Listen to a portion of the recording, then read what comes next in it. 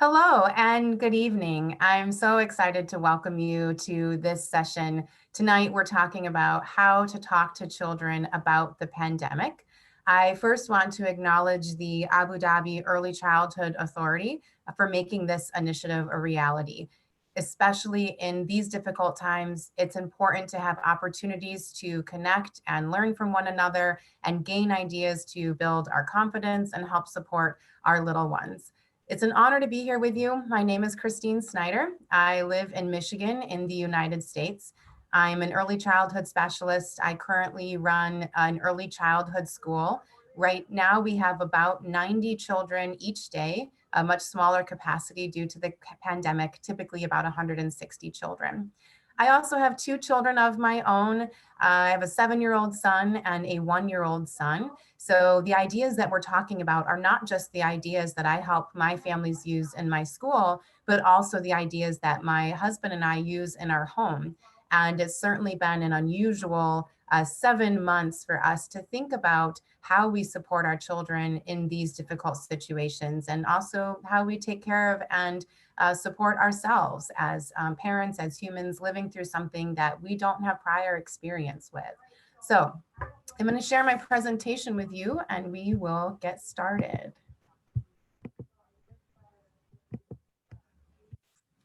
So we're going to talk about this topic with 3 or 4 key ideas. And the first one is starting with child-friendly language. When we think about children's development and learning, it's important to consider their age, their prior experiences, and the kinds of conversations that we typically have with our children. So in my home, the time that we talk tends to be during our dinner time or right before bedtime. So choosing the right time to talk can give children a sense of familiarity, a time that they can look forward to connect with you and have the comfort and space to work through maybe difficult things. At the same time, you might have to have some conversations that happen more spontaneously or more organically as a concern or an issue comes up. When you're talking with children, it's important to keep the ideas simple. And with something as big as a pandemic, we often approach it with our adult feelings or our adult lens about what's happening. And we need to break it down a little more and think about what children understand, what words they know, and consider what their perspectives might be in their limited experience. And we can do that by asking children questions to learn about what they already understand. So I mentioned that I have two children. My 1-year-old, we don't talk a lot about the pandemic. We do talk a lot about being healthy and safe. We talk about missing the people that we love, but being grateful that we can see them through video chat. We have pictures of them. We have great memories with them. We send each other cards and notes. But for my 1-year-old, that's really the limit of what we talk about with him. It's a lot harder for him to understand things like germs, things like getting sick. But with our 7-year-old, he has a much greater capacity for understanding these kinds of uh, big impact situations that we're all experiencing. So we can ask him more questions. And even once he was age 3 or 4, we would start by saying, have you heard people talk about the pandemic? Or what do you know about when people get sick? What does that mean to you? Because for a child, they might think of a time that they have a cough, or they might think of a time maybe when they visited someone in the hospital, or they might think of a time, maybe when mom or dad or grandma had to stay in bed for a day or so. And that might not be as scary to them as we might think it is, or it could be more scary than we think it is. So we want to ask questions and find out. And even something simple as washing our hands more or wearing a mask, we can ask them, what do they think about it? What do they know about it? And they might be more comfortable or might understand more than we think, or they might need a little bit more explanation. And sometimes when we ask questions or we start talking about these things, children will get off track a little bit. They might kind of lose their focus on what we think the conversation is about, and that's okay. Following children's lead in a conversation is going to help us understand what they need to know about. And so if we start talking to children about being healthy and safe, and they might start talking about wearing seatbelts in a car, And that's off topic from the pandemic. But the connection that the child is making is that we do lots of things to keep our bodies healthy and safe. And that's part of the message that we want them to get. So, as an adult, we're thinking about what this pandemic means for international travel. We're thinking about what this means for our job security. We're thinking about what this means for our local and broader political decisions and laws that keep people safe. But for children, they're going to think about it in much more simple ways.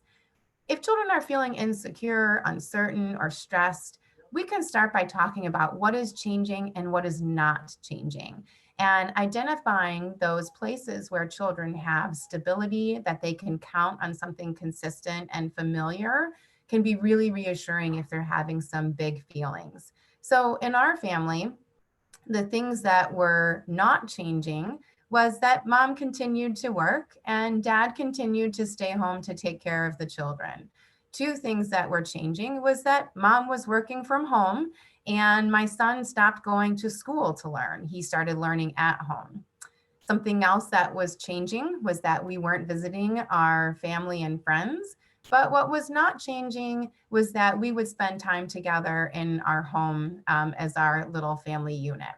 So, helping them to see where some things are changing and we're going to miss some things and we're going to have to adjust to our routines and the way that we do things is accepting the reality of what's different, but helping them see that some things aren't changing can let them know that they have those familiar, stable components in their life that help them feel secure and feel loved. And part of that is focusing on the positive. That certainly here in the United States, when we limited going out into public, interacting with other people back in March for us, that initial change for people was very startling to not be able to go to the gym or take children to the playground or go to parties or large gatherings was a very big adjustment for us as adults. But when we say sentences to children like, it's so great we have this time together, or for us, one of the things that we did to change our routine was going out into the woods and playing where we weren't around a lot of people. And we would emphasize those experiences positively for our children by saying, it's so amazing and wonderful that we have places that we can go to play where we can be safe or healthy. Or for us, we also have access to internet and computers in our home. So we would talk about how fortunate we are to be able to see our loved ones when we can't visit, that we could video chat and connect with them in other ways. And with some relationships, we even connected more. So we tried to focus on the good things that were coming out of these very big changes that felt so limiting.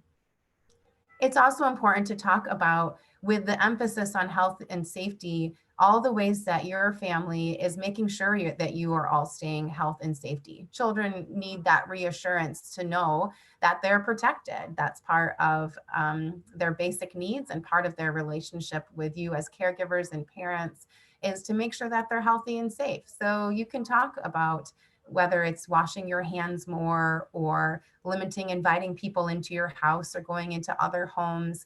In our family, only one person does the grocery shopping. We are required to wear masks when we go out into public, indoor or outdoors. And so we talk about those things that our family is doing to make sure we stay as healthy as possible. We also get the flu vaccination here. Right now, we are entering into our peak flu season. And so it's one of the ways that we can protect our bodies from other illnesses that allow us to be as strong as possible. So the things that you do in your family to stay healthy and safe might be different. And just describing what you're doing can be very reassuring for children. And it models for them recognizing all the things that can be done to stay healthy and safe. And then utilize outside resources. It's okay if you don't know all the right things to say to your children. So simply participating in this webinar, I'm probably going to say some things you already know, but being able to get one or two new ideas can really help just change your conversations and support your children in different ways. So reaching out to other friends or people in your community that have children in the same age, they might have some ideas or strategies. You may have some local education or social service resources that could provide you with ideas too. So in this pandemic, especially as our interactions are limited, it's really important that we consider all the ways that we can still be connected and get help in doing good things for children. So thinking about child-friendly language, I just want to pause here and have you think about making a plan. I just gave you some ideas to think about how you support children and think about child-friendly language. So I want you to think about one or two of those ideas that you could try. And when you're imagining one of those ideas, consider how your child might respond. Your child individually, what you know about your child, and think about what your goal is. What are you hoping for your child in those conversations? For my 7-year-old, he's in second grade here in elementary school. And we decided in the very beginning that we think his learning is important, but our goal through the pandemic was to make sure that our son felt really safe and really loved, that we know how to catch up on learning. We know that reading and writing and all that is important, and we can help do that in many ways. But at the end of this, we wanted to make sure that he looked back and he remembered feeling safe and loved. So when my husband and I think about the conversations that we have with our son, that's what we try to focus on, that making sure he knows home is a safe and loving place. So hopefully one of these ideas is something that will help you think about your conversations with children. Let's move on and talk about acknowledging feelings. For both adults and children, we're going to have some big feelings that come up around the pandemic. And it might be hard to know how to manage those. And especially as adults who are balancing our big adult emotions that are very real, we're also trying to respond to children's emotions that are equally real. So the first thing that we can do is simply name them. You're feeling frustrated, you're feeling overwhelmed, you're feeling stressed, you're feeling confused, you're missing grandma, you're missing your cousins, you're missing your friends. Naming emotions can help validate the way that someone is feeling. The other thing that we can do is model how we manage big emotions. So not recognizing that you're feeling stressed or frustrated. For me, one of my strategies as an adult is to go for a walk or go for a run. And so I might say, I'm feeling overwhelmed. I'm going to go for a quick walk. And what it shows them is that big emotions are real and we can find ways to handle them and manage them productively and safely. And I think even for my 1-year-old, it's good for him to see that I have feelings too. And while he might, throw himself on the floor and yell and kick and scream, I'm going to name my emotion and I'm going to decide to go for a walk. And my 1-year-old's not going to copy that behavior yet. But seeing it very early does help him start to recognize that those feelings happen and there are other ways to respond. In this pandemic, just like any time, it's important to expect emotional highs and lows, that you're going to have days where children are feeling very positive, feeling they can cope, they have their self-regulation. And then you're going to have days where your children might be crying or yelling or kicking or screaming a lot. And it might not be easy to understand why. So observing children's behavior can help us understand a lot about what's happening. So you may be noticing clinginess, regression, so behaving in a way that seems younger than they are, or going back to previous behaviors, or even a little withdrawn. Those can all be signs that they're feeling some big emotions, even if they're not yelling, kicking, and screaming. We can also pay attention to changes in sleeping, eating, and self-soothing patterns. So if children are sleeping more or less, that can be signs of stress. If they're eating more or less, that can also be signs of stress. And they may have differences in self-soothing. So children who previously sucked their thumbs and have stopped may start sucking their thumbs again. Even just generally, you might notice that children are more oral, sucking on things. They might need comfort items more often. Any kind of behaviors that help them calm, you might see them doing that even more. It's also important to acknowledge that tantrums, seeking attention, cuddliness, and even being eager to please can all be stress responses. So as children are experiencing a lot of changes in the pandemic, one of the things that children do is try to make the world right again. They don't always understand the imbalance that's happening. And so they might be trying to please you. They might be trying to make you happy. So even, doing extra chores around the house, or extra, acting extra cute. Like my 1 year old has this like really big, cute little smile that he gives when he wants something. And so we might start seeing that more when children sense a stress in the home that they don't know how to name or identify, but they're trying to get back to that comfortable, safe, loving place, and not being able to pinpoint that the stress is coming from something external like the pandemic and not something internal in the relationship. For very young children, they only know how to adjust in the relationship. They don't yet have the comprehension of those broader factors, like something like a pandemic. So, all of those behaviors can be examples of children experiencing big emotions that they're trying to process. So, let's think for a moment about your child's feelings. First, think about your child's typical responses. What behaviors and expressions are common, and also how they behave differently when they're stressed or sick. For my oldest son, he is very calm. He talks through things. And when he's not feeling well, if he's stressed, he cries really easily. And he's not usually a child who cries. So I know that when he cries, something big is happening that I may not understand. My younger son, my 1 year old, tends to be very vocal. He yells and cries a lot. And if he's withdrawn, I know that something isn't quite right for him. Very high energy. So if he's quieter, moving slower, I know that something's not quite okay with him. And then think about your expectations for handling big emotions. So when your child behaves a little differently than what you would normally see or what you would normally expect, what do you want from your child?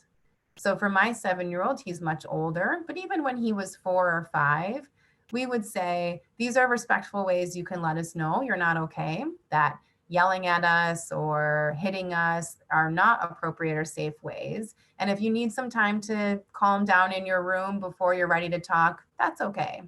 And even for my 1 year old, when he's doing things that are hurtful, like hitting or scratching, that will say, I love you and I want to help you, but hitting isn't okay. I'm going to put you here on these pillows where it's safe for your body to do the things it needs to do until you're ready to calmly figure out how we can reconnect and move forward.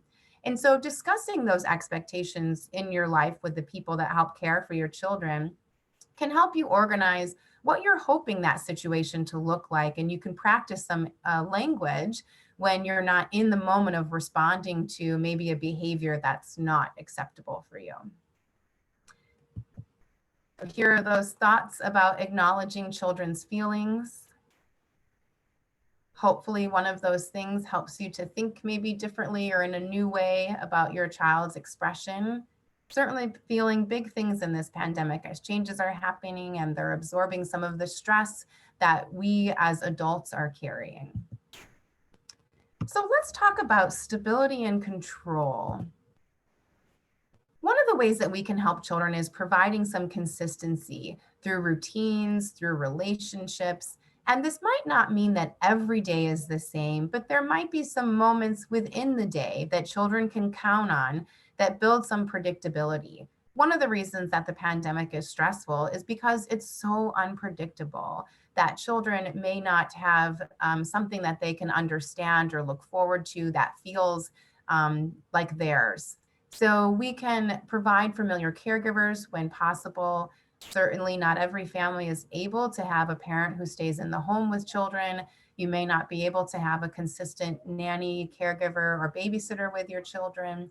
But when possible, those familiar relationships are very soothing to children. So even if there's a consistent routine of grandma comes every Monday, this friend comes every Tuesday, or just a way that the child can get to know the person that's going to be taking care of them. Giving children choices throughout the day are tiny ways that we can give children some power. So children don't have control over being able to go to certain places. They don't have control over some of the health requirements, all the things they don't have control over. we can give some control back to children in little ways. So, for example, during meal times, even for children as young as 1, through pointing, can make a decision about something to eat. Older children may be able to ask a little more specifically. We don't necessarily leave that open ended. If I asked my children what they would like for dinner, I would probably very likely hear that they want ice cream and cookies, and that's not going to happen. Also, my job to keep them healthy and safe through meals. But I might say for snack, you can have some fruit. Your choices are apples, bananas, and grapes. And then they can choose one of those things. That tiny moment of control and power can lessen some of that helplessness that children feel, especially when something like a pandemic has taken so much of that kind of control and opportunity for decision making. Again, like we talked about in the first component, emphasizing what is not changing for children, that there are many things staying the same. Within your routines at home, you can provide visual reminders if that's helpful for them. For my son, we use visual pictures to show the order for getting ready for bedtime. So we remind him that he needs to use the bathroom, change into his pajamas, brush his teeth, floss his teeth, and then we read a book together. And it's not that that routine is hard, but it saves us from a lot of reminders because we can say, oh, I remember we have pictures that can help us know what needs to be done, or it's kind of a visual checklist for children. But there's even power in being able to independently access that information. As adults, we remember and know so much of what we need to do. And while children like a balance of depending on us, they also thrive from not being dependent on us. So, visual routines for children can help them access information that can make them feel powerful and in control, even though they're not making a decision about what's happening. They have the ability to access that information on their own.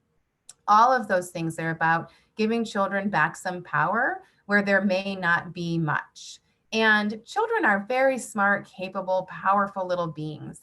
And if we don't give them opportunities to express and use that power, they often demonstrate it for us, maybe in ways that aren't so helpful. So oftentimes we see those things, maybe 1 year olds might be throwing things, 2 year olds might kind of just start talking back or say no. 3 year olds sometimes take initiative to do their own thing, which might be emptying all their clothes out of the dresser, emptying cabinets. So a lot of those behaviors that we often see as frustrating stem from children needing to take control and be powerful over something.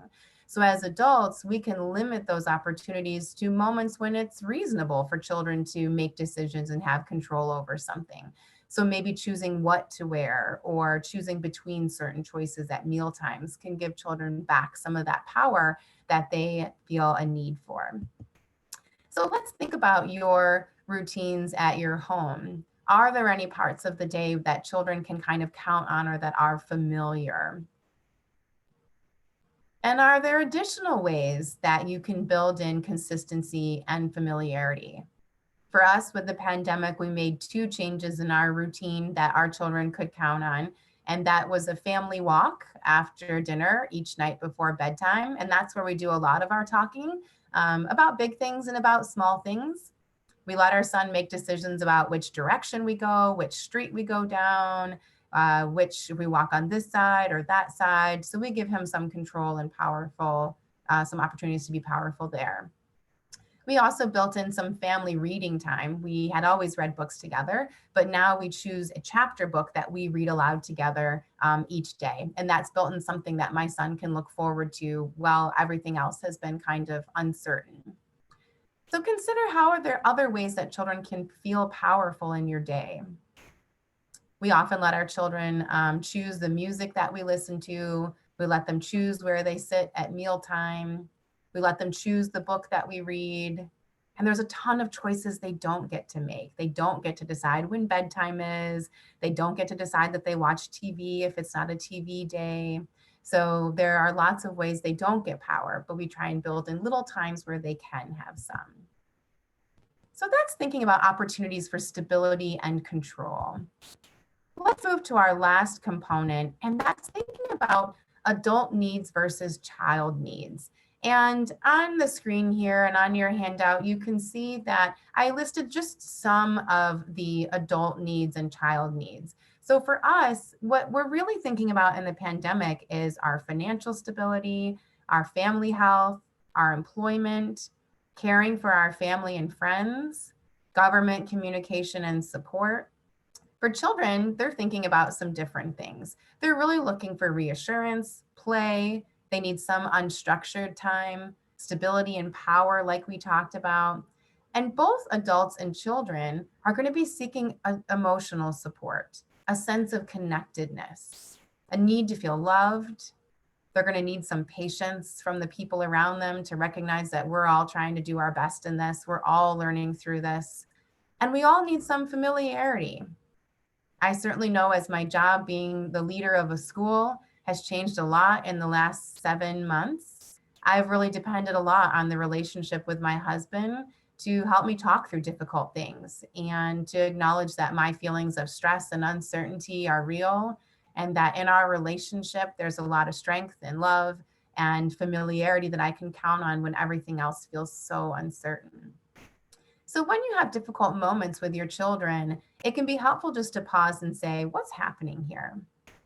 What is it that my child needs right now? What is it that I need right now? And sometimes we can help each other figure that out too. And just simply talking about what our feelings are, what our bodies feel like, thinking about the last time we had a walk or fresh air or a hug or talk to someone that we love or trust. That simple pause and thinking about, in this moment, are our needs the same or are they different? And what do we need to do to get our needs met? What needs can be met right now? And what needs might need to be met a little later? So here's our stop and think for this one. You know your child better than anyone. So really trying to identify, what does your child need right now because of where they are developmentally in general, or specifically in relation to the pandemic? And that might be a combination of things. So right now, my 1-year-old he's recently learned to walk. He's learning how to feed himself. Those are general things related to his development. In the pandemic, he right now needs a lot of extra time, reassurance. There's a lot happening around him, and he hasn't interacted with many other people in his life. We are the only relationships that he has, and we need to remember that his interactions with other people have been very limited compared maybe to what other children have had.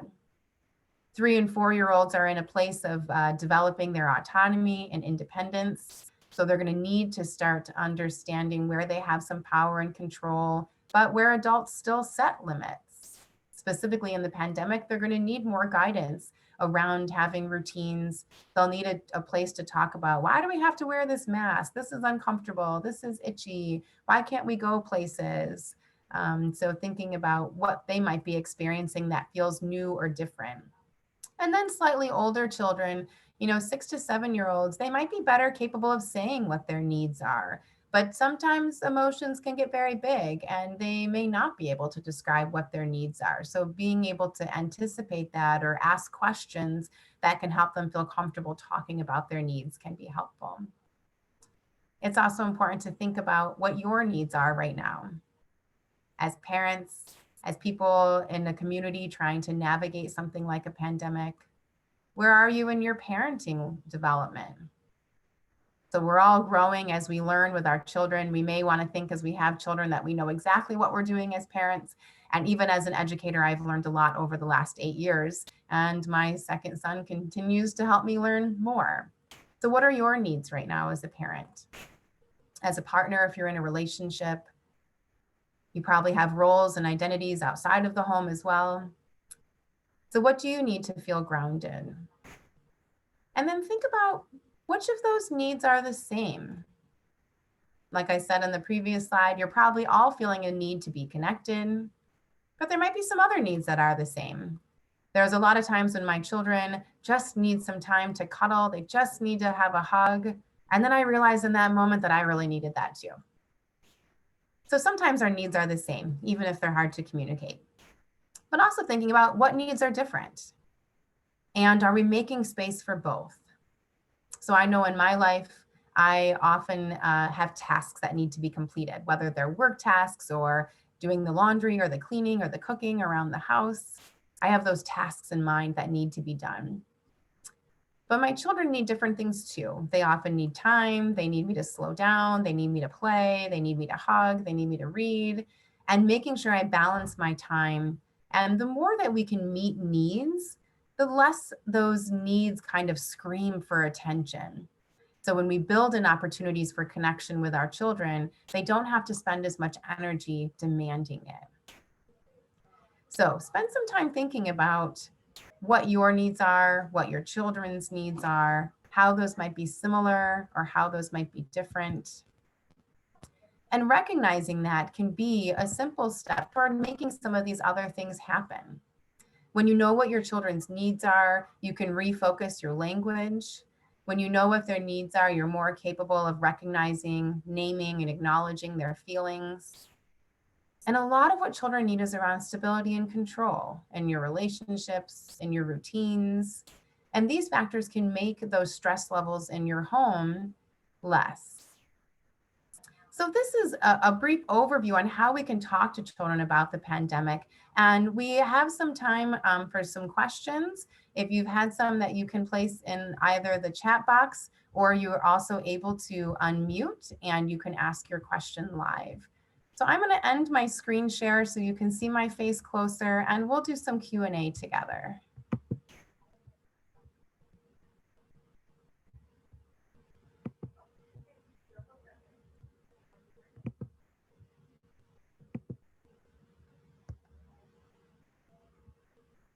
What questions do you have about how to talk to children about the pandemic?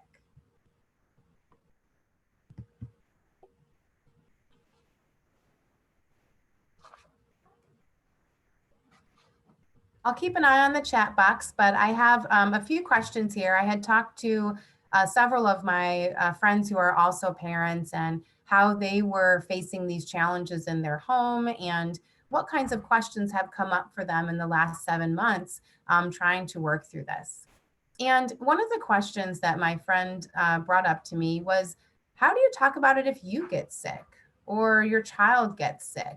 And this is a particularly complicated question because this pandemic, this virus, has looked different for each individual. There are some people who get sick and recover rather quickly. And there's some people who get sick and need to go to the hospital and stay there for some time. There are some people who go to the hospital and they die, and that's a reality too. The other thing that's happened is sometimes people get sick and they start to do better and they have symptoms again. And all that is to say, it's been unpredictable, which has made it very difficult for us to think about how to talk about it.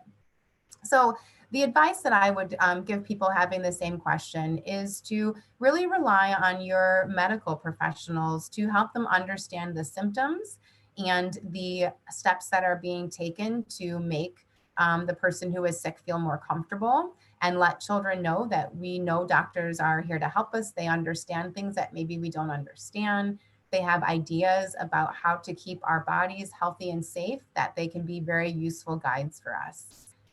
It's also okay to talk about what happens when our bodies get sick, that we are very strong when we take care of ourselves. Our bodies work very hard to fight off symptoms and illnesses, and our bodies will tell us what we need often. If it means we need to rest, if it means that we need to go see a doctor, that really listening to our bodies can be helpful to make sure that we get the help that we need. If a child is sick, they may have questions and they may not. They may just need a lot of extra comfort, a lot of extra care, a lot of extra just reassurance. And even if they're uncomfortable, that we're going to be there to take care of them. Using words around illness are going to be specific to your family and your child's experiences. If your child has never been around someone who has been sick, it might be new or uncertain for them, or scary to see maybe someone who needs to be resting in bed for several days.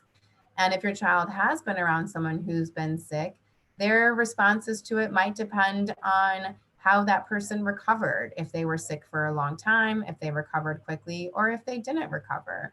Children who have maybe been around aging grandparents, if they have been experienced someone who has died from an illness, they might have different responses to that language. So when we talk about people being sick or ill, it's a pretty broad range. That might be having a cough, that might be having something like a stomach flu, but that also might be having something serious like cancer. So in our family, when my grandparents passed away, we would explain that as he got sick and his body wasn't strong enough to fight off the sickness anymore, and he died, and that's something that happens when people are very old.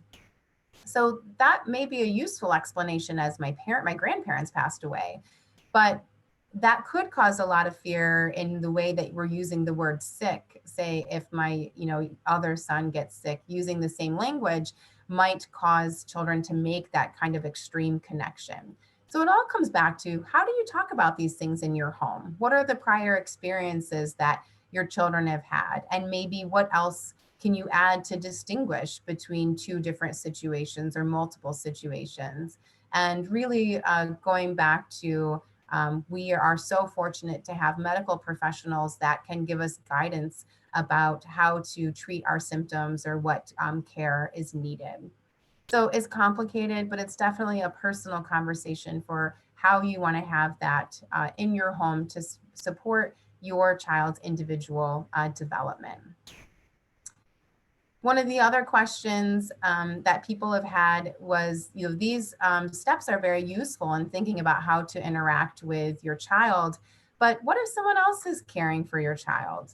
And my advice there would be to make sure that you're sharing the same strategies with anyone who cares for your child.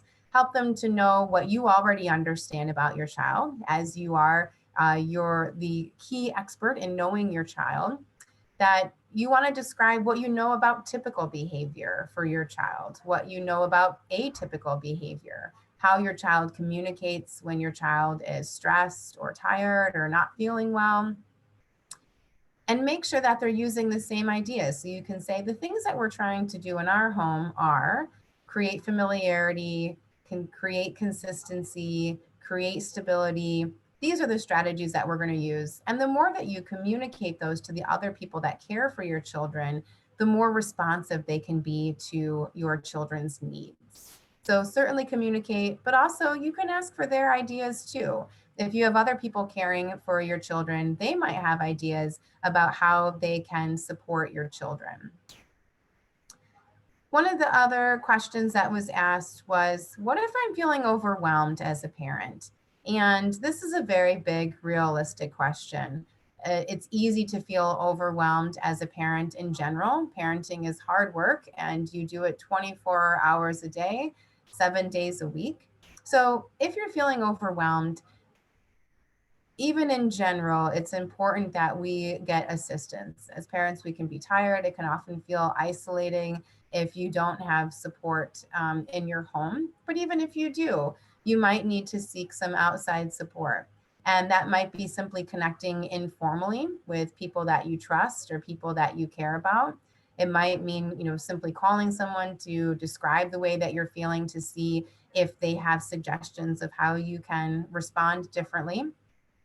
This might also be inviting someone to come over that you trust, that you know has been following health and safety practices, that maybe can give you a little bit of a break, that you might need to have some space and time to work through your own big emotions as an adult. And it might be possible that you need to seek some community services for your own well-being and health. And in general, the best thing that we can do for our children is to take care of ourselves. It can be difficult to get the sleep that you need, of course, and sometimes it can be difficult to eat healthily.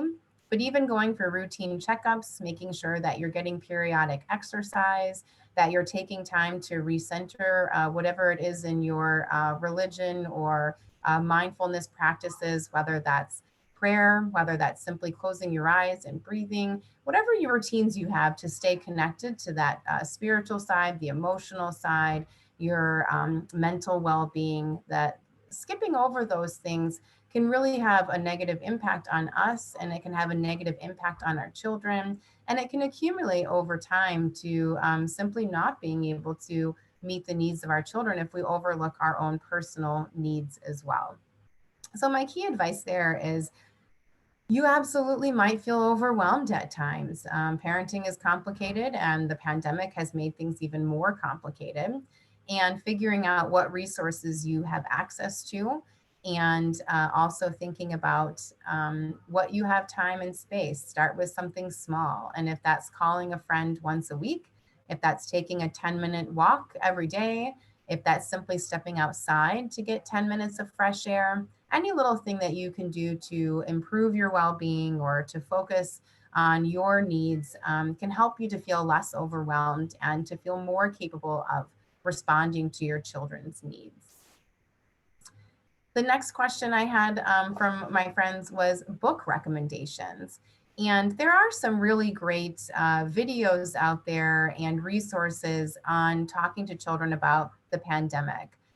Given that it's only been 7 months, there aren't necessarily specific books on the pandemic, but there are books that we can utilize both for as adult resources, but also with children to think about change and think about emotions. And so that means looking at the age of your child, what kind of books, what level of books would be useful for them. And if you have either a library or you have virtual access to purchasing books, or you have a place that you are able to go to purchase books, really focusing on, for children, talking about emotions, naming emotions, processing big emotions. So the books that I use here often with children, there's one called Sometimes I'm Bombaloo. And that book helps children think about those out of control emotions that are harder to name and harder to understand. There's another children's book called The Way I'm Feeling. So I'm trying to think of a couple others. Those kinds of books can really help process the feelings that they're having. And that's more important necessarily than completely understanding the pandemic. Really understanding emotions. And that's going to be a skill that's going to extend beyond this pandemic experience, but into other areas of their life. That developing the ability to respond, recognize, and manage emotions is a life skill that's really important. So definitely consider looking at books focused on emotions. It also might be useful to find books that look focusing on change. And it doesn't necessarily have to be this same kind of pandemic thing, but even finding books about children when they've had to move their home, or when mom or dad started a new job, or anything that talks about change might help open up some discussion, where you might be able to say, in this story, when this little girl had to move, she felt worried that she might not make friends again. Have you ever worried about having friends? And that might be an easy way for the child to say, well, yeah, I miss playing with children on the playground. I don't see as many kids anymore.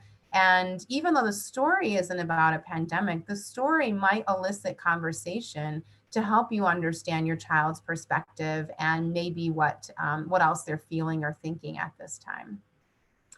For adults, there's a wide range of resources that might be helpful for you.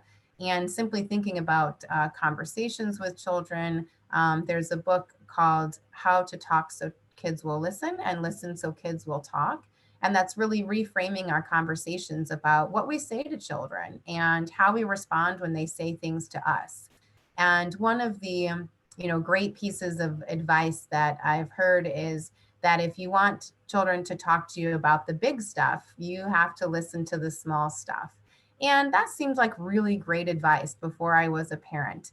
And as I became a parent, and even as a classroom teacher, sometimes children talk about things that just aren't interesting to me. Of course, I love everything about my child, and I value everything that he thinks is interesting, and I want to know what he thinks. But sometimes when he's on his, seventh hour of explaining Legos to me, it becomes harder to me to follow.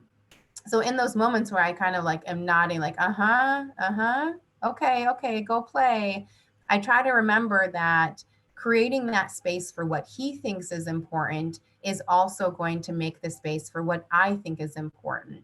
And so, if you're wanting to have big conversations with your children, the first thing that you can do is have little conversations with your children. And so, even with starting with simple prompts like, tell me something fun you did today, tell me something interesting you did today, tell me something that you did today that was hard, tell me something that you did today that was new. And one of the things that we've done in our home is at the end of the day, each person goes around and says what the high of their day was, the best part of their day. And each person also says what their low was, what the lowest or hardest part of their day was. And then we identify something that we're grateful for. So we call that our highs, lows, and gratitude routine at the end of the day. And so just by asking those questions, sometimes the conversation would extend into something greater. And it's allowed us as adults to model our responses to emotions, model working through difficult things, talk about our insecurities and uncertainties in the pandemic, but also the things that are going really well. And sometimes yesterday's low could become today's high. So, yesterday on the way to work, legitimately, there was a big accident and I was late for work. And so that was my low. It was just a frustrating, stressful way to start the day. But the high for today was that I found a new route for work that there's less traffic, and that felt a lot less stressful for me. So even those two simple ideas model for the children how we can take something that feels uncertain, frustrating, annoying, and turn it into a learning opportunity to think differently. It doesn't mean my 1-year-old is going to do something with that information immediately, but it means he's hearing and developing the internalized skill of how do you turn something around that doesn't go the way that you want it to. So we also take our opportunities when we have time together, for us, particularly in the car, to just have open conversations. And there are times my son will say things like, Mom, can we talk? I say, absolutely, anytime. And one time it'll be like, great, let's talk about the Stegosaurus. And then we talk about dinosaurs for 5 minutes and we do it. And then a couple weeks ago, my son said, Mom, can we talk? And I said, sure, anytime. And he said, can you tell me why my aunt died? And I was like, whoa, we're having this conversation because I've made enough opportunities for him where he feels like he can initiate a conversation, whether it's about a dinosaur or it's about death, but that we've made space and we've set patterns of conversations that have allowed us to talk about hard things. So the big advice there is that if you want to talk about big things, make sure you also talk about the little things. And then I had one more question, and let me see if there's any other questions here. All right, I think this will be our last question. And this is always the complicated question that I get from parents and staff. And the question is, when is the pandemic going to end? And you might get that from children. And the hard thing to talk about with children is sometimes we don't know how long something is going to last. And I think particularly in this situation, we don't know what it means for the pandemic to end. And that also means in your conversations, being realistic about the words that you say to children, the advice, the guidance that you're offering, that we're not giving false hope that when it will end or that it will end, that there might be components that change and there might be components that linger. So for us in the United States, people are very hopeful about a vaccine, but we don't know if that means end. People in certain areas have also been able to go out into their community, into larger groups, but there's still limits there. That's not necessarily an end. And in certain more populated areas, while activity restrictions have been lifted, there are still a requirement to wear masks. And so we also talk about maybe masks are something that we wear all the time, even if the pandemic has an end, that a mask might become, in some communities, part of the ways that we keep each other safe and healthy. It might be like wearing shoes in public. And so also being careful not to give some false hope in language about things ending or when things are over, that there might be certain things that change for good. And as adults, that's a very hard concept to grasp. And that's also very hard for children to grasp. And so then again, going back to emphasizing the positive things that we're experiencing and focusing on our learning opportunities and focusing on the things that are not changing and what we have together.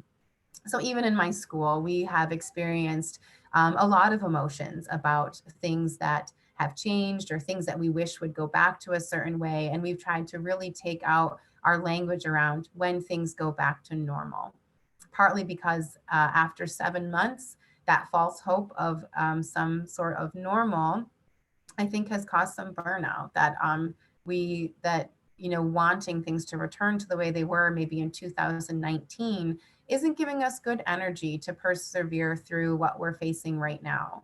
And so we have shifted from saying things like when it's over to when expectations or guidelines change, when guidelines are different, knowing that we're maybe not going to go back to the exact same thing the way we experienced things before, but that we'll experience again a new normal. So just changing some of our language so that we're not giving false hope about what the next birthday might look like, or the next family vacation, or the next time we can go to the park, or whatever limits your family may be facing, that we think carefully about the language to describe what the end of the pandemic means, what that's actually going to look like. So I'm just going to pause for a moment and see if there's any other questions in the Q&A or the chat box that I can answer for you.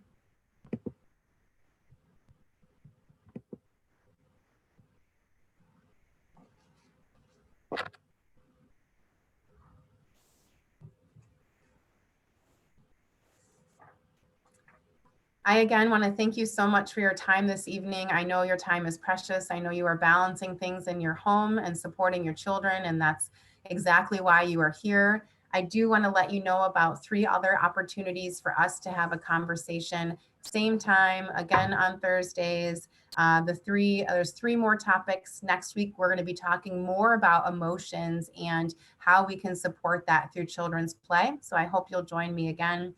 The following topics from that are responding to power struggles with toddlers. Certainly living that in my home right now, and lots of experience from the classroom. And then supporting brain development and executive function through play as well. I again want to thank you all for this opportunity. Thank the Abu Dhabi Early Childhood Authority for making this possible. It was great to have this time with you, and I hope you were able to find some ideas and suggestions that will help you in supporting your children. Thanks so much for being here.